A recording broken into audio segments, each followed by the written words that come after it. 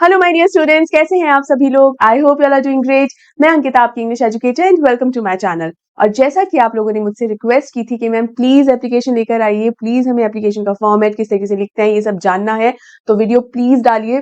पिछले कुछ दिनों में तो बेहद एप्लीकेशन के लिए जो है इतनी रिक्वेस्ट आई हैं, सो हियर आई एम आपके लिए ये एप्लीकेशन का वीडियो लेकर।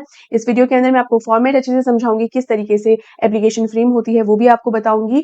और ये ध्यान रखिएगा, ये वीडियो जो है बहुत ही छोटी होने वाली है। क्यों? Because application is one of the easiest writing skills, मतलब सबसे आसान राइटिंग स्किल्स में से होती है। इसके अंदर जो आपको सेंटेंसेस भी फ्रेम करने होते हैं ना, मतलब बॉडी ऑफ एप्लीकेशन जो होती है वो भी बहुत इजी होती है।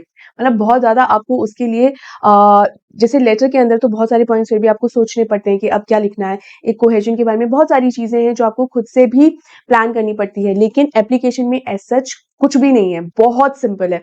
राइट? तो जल्दी से आगे बढ़ते हैं, सीखते हैं एप्लीकेशन लिखना। लेकिन उससे पहले आपको क्या करना है बेटा, इस वीडियो को देखो लाइक कर दो, ज्यादा से ज्यादा शेयर कर दो, and make sure you subscribe my channel. ठीक है? तो अब बढ़ते हैं आगे, और ये है क्वेश्चन। अब ये क्वेश्चन मैंने कमेंट्स के थ्रू आपको कई बार बताया है कि मैं जो है एप्लीकेशन आपको जरूर जरूर सिखाऊंगी, और जो सैंपल पेपर में आपका जो क्वेश्चन है वही आपको करवाऊंगी। ठीक है? तो ये सैंपल पेपर में आपके यही क्वेश्चन था, तो यही क्वेश्चन मैं लेकर आ गई हूँ एप्लीकेशन का। तो देखो क्वेश्चन क्या है, पहले तो ये पढ़ लेते हैं। Right in application in not more than 50 words. अब सबसे बढ़िया बात तो यही है कि सिर्फ और सिर्फ और सिर्फ 50 वर्ड्स की ये होती है। तो 50 वर्ड्स का मतलब ये है कि आपको कोई भी इसके अंदर इधर उधर की बात नहीं लिखनी है। वैसे तो इधर उधर की बात आपको किसी भी आंसर में नहीं लिखनी होती है, बट यहाँ इसका मतलब ये है कि 50 वर्ड्स मतलब मोस्ट इंपॉर्टेंट और सीधी बात जो है, जिस बारे में आप बात करना चाह रहे हैं, एप्लीकेशन जिस चीज के बारे में है, सीधी आपको बस वही पॉइंट लिखना है, और बहुत ज्यादा एक्सप्लेनेशन की जरूरत इसमें नहीं होती है। That's what I meant. Right? तो in not more than 50 words, requesting permission to use the school transport to attend a tree plantation volunteering event. Now कोई इवेंट होने वाला है, किससे रिलेटेड? ट्री प्लांटेशन से रिलेटेड एक इवेंट होने वाला है, और आप बीइंग अ स्टूडेंट यहाँ पर वॉलंटियर करने के लिए जाना चाहते हैं। ठीक है? अब सिंस आप वॉलंटियर करने के लिए जाना चाहते हैं, आप एक स्टूडेंट हैं, इसलिए आपने अपने स्कूल से एक परमिशन की एक परमिशन मांगी है। और किस चीज की परमिशन मांगी है? कि आपको आने जाने की फैसिलिटीज हो जाए, तो स्कूल ट्रांसपोर्ट आपने इस चीज की रिक्वेस्ट की है। ये क्वेश्चन है। क्यों ये क्वेश्चन में इतना डिटेल में समझा रही हूँ? इसलिए क्योंकि क्वेश्चन में ही आपका पूरा जो कंटेंट जो लिखना है ना, आपको बॉडी ऑफ एप्लीकेशन जो है ना, पूरी की पूरी आपके क्वेश्चन के अंदर ही होती है when it comes to application. इसलिए क्वेश्चन में इतना ज्यादा डिटेल में, इतना ज्यादा टाइम यहाँ पर इन्वेस्ट कर रही हूँ। ठीक है? तो ये सिचुएशन है। ठीक है? अब आप कौन है, किसको मतलब किसको लिखना है ये एप्लीकेशन? तो लक्षित पांडे को ये एप्लीकेशन लिखना है ना। लक्षित पांडे कौन है? ये क्लास 10th सी का एक स्टूडेंट है। ठीक है? क्लास 10th सी का एक स्टूडेंट है, और ये वाइस प्रेसिडेंट भी है इकोलॉजी क्लब का। सिंस ये इकोलॉजी क्लब का वाइस प्रेसिडेंट है, उस हैसियत से ये स्कूल की प्रिंसिपल से रिक्वेस्ट कर रहे हैं और परमिशन मांग रहे हैं इस स्कूल ट्रांसपोर्ट के लिए, ताकि वो इस इवेंट में जाके वॉलंटियर कर सकें। What is the event? Event है ट्री प्लांटेशन का इवेंट है, जहां पे वॉलंटियर करने के लिए लक्षित पांडे जाना चाहते हैं। ठीक है? क्या हमारे पास सारी की सारी इंफॉर्मेशन है? Yes, we have all the information. अब यहाँ आप फॉर्मेट देखिए। सबसे मतलब पहले जो फॉर्मेट होता था ना बेटा, उसके स्कूल के अंदर आप हाईएस्ट अथॉरिटी से जब परमिशन मांगते हैं तो कौन होती है वो अथॉरिटी? प्रिंसिपल। पहले के फॉर्मेट में क्या होता था? टू द प्रिंसिपल आता था, बट अब टू जो है वो एलिमिनेट हो चुका है। तो हम सीधे ही देखो क्या लिखते हैं, फॉर्मेट समझिए, सीधा ही हम लिखेंगे the principal. Right? The principal. Now हमारे पास क्या स्कूल का नाम गिवन था? क्या नहीं गिवन था? अगर आपके पास स्कूल का नाम गिवन है तब तो आप यहाँ लिख देंगे उसका नाम। अगर गिवन नहीं है तो यहाँ जैसे मैंने लिखा है XYZ स्कूल, यहाँ मैंने लिख दिया है न्यू दिल्ली, और अपने हिसाब से पिन कोड। यहाँ कोई रियल या असली पिन कोड्स नहीं डालने होते हैं। ठीक है? इस तरीके से ये एड्रेस आप लिख लेंगे। ये सिर्फ मैंने एक अपने आप से बनाया हुआ एक एड्रेस है, आपको इसी तरीके से फ्रेम करना है। इसमें बिल्कुल भी कोई कंफ्यूजन तो नहीं है। द प्रिंसिपल लिखा, उन्हीं से अपन परमिशन मांग रहे हैं। फिर XYZ पब्लिक स्कूल, स्कूल का नाम लिख दिया। स्कूल जो है वो कहां पर है, किस शहर में? न्यू दिल्ली, और ऐसे ही 112233 पिन कोड डाल दिया। आप भी पिन कोड जब डालना चाहें यही डाल दें। क्वेश्चन में अगर दिया हुआ है तब तो आपको वही लिखना होगा। राइट? ये देखा जाए तो किसका एड्रेस है? रिसीवर का एड्रेस है, रिसीवर्स एड्रेस। ठीक है? रिसीवर्स एड्रेस है ये। इस चीज का ध्यान रखिएगा कि ये रिसीवर्स एड्रेस है, तो वो एड्रेस आपने लिख दिया। रिसीवर्स एड्रेस जो है मतलब जो रिसीव करेगा लेटर वो कौन है? प्रिंसिपल। तो आप प्रिंसिपल ही से परमिशन मांगते हैं। करेक्ट? अब आपको छोड़नी है एक line. You are suppose to leave a line after this, leave a line after this, और उसके बाद आपको लिखनी है डेट। 1000 बार करोड़ बार मैं आपको ये चीज बता चुकी हूँ कि जब आपको डेट लिखनी होती है तो आपको डेट शब्द नहीं लिखना होता। ये जो शब्द है डेट, आपको ये नहीं लिखना होता है। ये बहुत स्टूडेंट्स जो है ये गलती कर जाते हैं। You are not suppose to write the word date. जो तारीख है वो एज इट इज लिख दो। जैसे आज मान लो तारीख है 20 फरवरी, या अभी तो 21 फरवरी हो गई है, तो 21 फरवरी अगर तारीख है तो 21 फरवरी यही आपको डेट लिखना है। DATE, फिर कोलन लगाया और फिर डेट लिख रहे हैं, नो ये मत कीजिएगा। 2-3 बार मैं अभी कभी रिपीट कर चुकी हूँ क्योंकि कितना भी बता दो फिर भी ये गड़बड़ ना कई बच्चे कर ही देते हैं, प्लीज मत कीजिएगा। इस तरीके से डेट लिख दी ना। डेट के 2-3 फॉर्मेट होता है, ठीक है, आप कोई भी एक फॉर्मेट पकड़ के चल लो। अपन ये फॉर्मेट पकड़ लेते हैं। क्या फॉर्मेट है? जैसे 2 अगस्त 20ZZ, मतलब 20XX। यहाँ पर हमने 2025 2026 कुछ नहीं लिखा है, XX ही लगाएंगे। सेफेस्ट ऑप्शन होता है ये, ठीक है। जब हम 2 लिख रहे हैं उसके साथ हमने ND ये सफिक्स लगाया है। सेकंड, जैसे थर्ड में RD जो होता है वो सफिक्स होता है। तो अगर हम ये सफिक्स लगा रहे हैं उस केस में हम कॉमा लगाएंगे, ठीक है। लेकिन इन केस हम ये सफिक्स नहीं लगाना चाहते हैं तो उस केस के अंदर हमारी जो डेट है वो कैसी होगी? उस केस में ऐसी होगी, 2 अगस्त 20XX। उस केस में ऐसी होगी, मतलब अगर हमने सफिक्स नहीं लगाया है TH तो कॉमा भी नहीं आएगा, राइट। इसके अलावा अगस्त, जैसे ये मंथ है तो पूरा ही लिखेगा। There will be no contractions के अगस्त की जगह ऑग लिख दिया, AUG एंड डॉट, नो कोई कॉन्ट्रैक्शंस नहीं होंगे, सब फुल लिखना है। 20XX का 20 और ऊपर से वो लगा दिया, नो ऐसा कुछ भी नहीं। आपको जैसे ये डेट लिखी हुई है वैसी की वैसी लिखनी है। अपनी अलग से कोई क्रिएटिविटी यहाँ पर मत लगा देना। मैम क्रिएटिव राइटिंग स्किल्स थी तो हमने तो क्रिएटिविटी दिखा दी। क्रिएटिविटी आपको जो यहाँ इन्फॉर्मेशन लिखनी है ना उसके अंदर दिखानी है। फॉर्मेट के अंदर कोई तिकड़म लगाने की जरूरत नहीं है, ठीक है। जैसा फॉर्मेट है उसको एज इट इज आंख बंद करके वैसा का वैसा कॉपी करके ही आना होता है। फॉर्मेट के अंदर कहीं कोई चेंजेस या कोई क्रिएटिविटी नहीं दिखानी होती, ठीक है। इसके बाद फिर से आप क्या करेंगे? आप एक लाइन छोड़ेंगे। You are suppose to leave a line, ठीक है। आपने एक लाइन छोड़ी और उसके बाद आपने सब्जेक्ट लिख दिया। सब्जेक्ट में सब्जेक्ट वर्ड जरूर लिखें। कई बार स्टूडेंट सब्जेक्ट वर्ड नहीं लिखते हैं।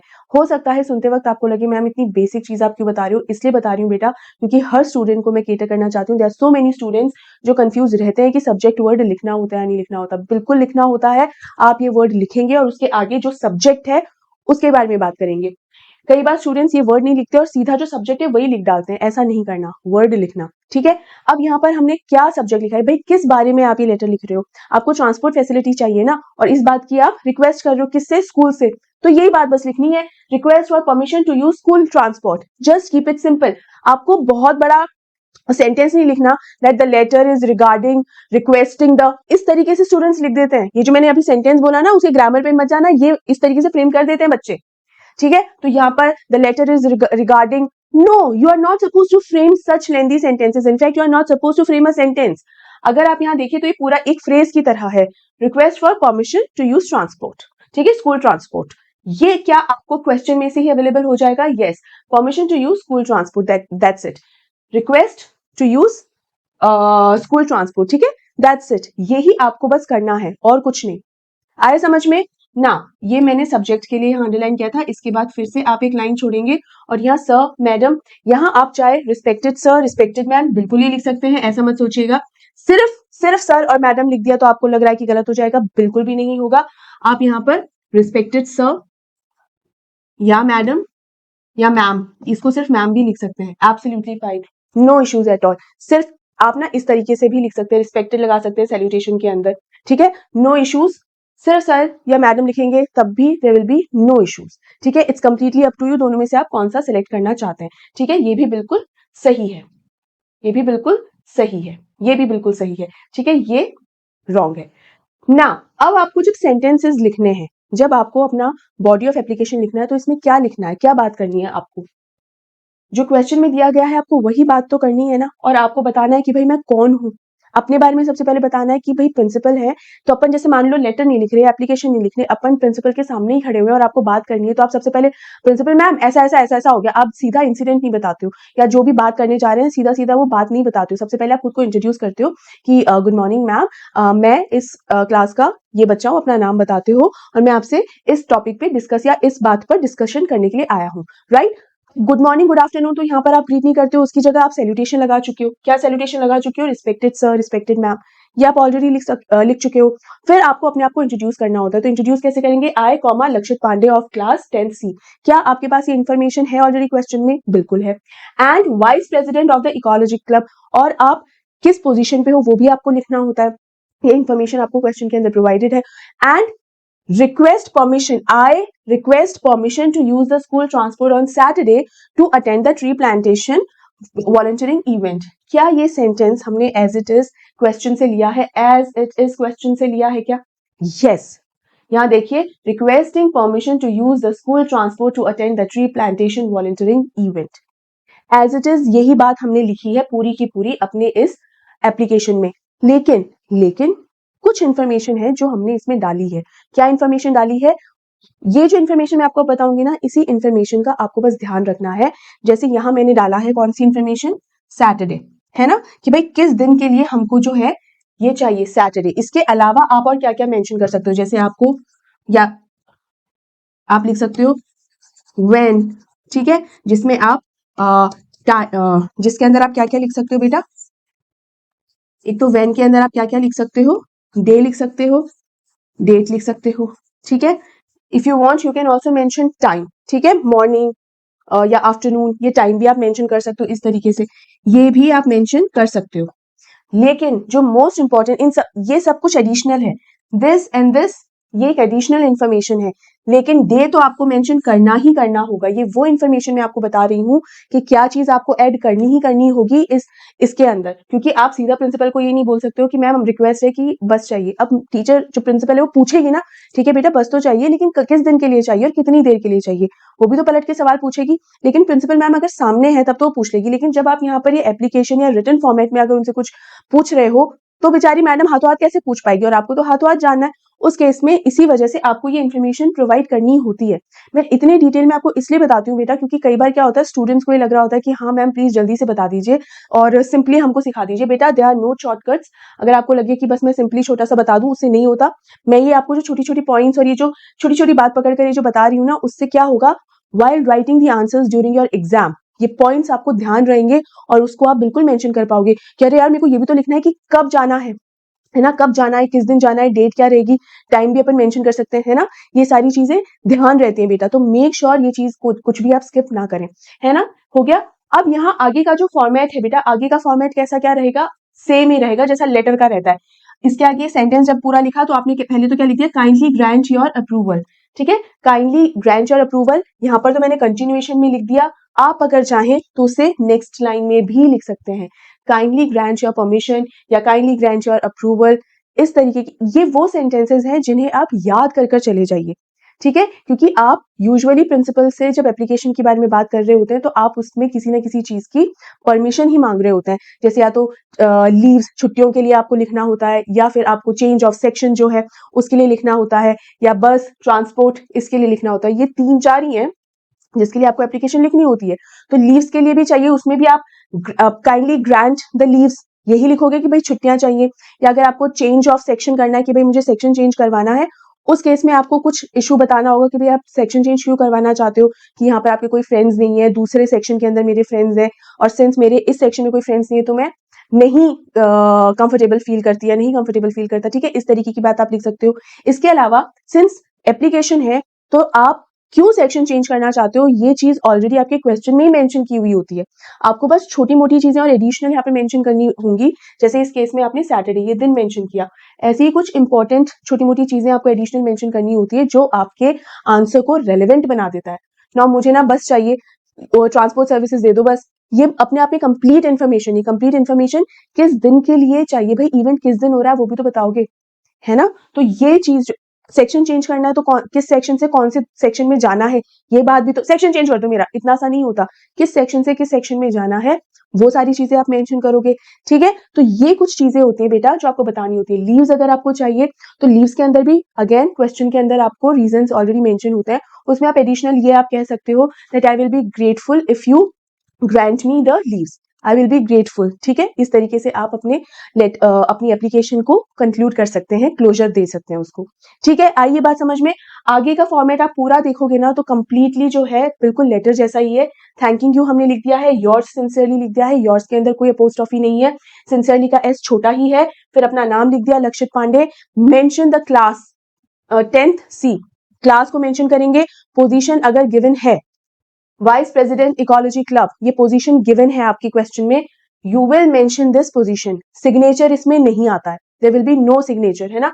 यहाँ पर आप पूरा का पूरा ये भी मेंशन करेंगे पोजीशन। नाउ अगर आप छुट्टी ले रहे हैं या फिर आप चेंज ऑफ सेक्शन इसके बारे में बात कर रहे हैं, उस केस के अंदर यूजुअली कोई पोजीशन नहीं दी हुई होती है ना, सिर्फ क्लास मेंशन होती है उसके अंदर। ऐसे केस में आपको सिर्फ क्लास लिखनी है, अपनी तरफ से आपको कोई पोजीशन लिखने की जरूरत नहीं है। यहाँ पर इस बच्चे की ये जो पोजीशन है वो क्वेश्चन में आपको दी हुई है, इसीलिए आपने ये पोजीशन यहाँ पर लिखनी है, एंड दैट्स इट। इसके अलावा अगर आप देखें तो पूरा का पूरा एप्लीकेशन है बिल्कुल लेटर की तरह लेफ्ट अलाइंड है, पूरा का पूरा। ठीक है, तो ये चीज भी आपको अच्छे से ध्यान रखनी है बेटा।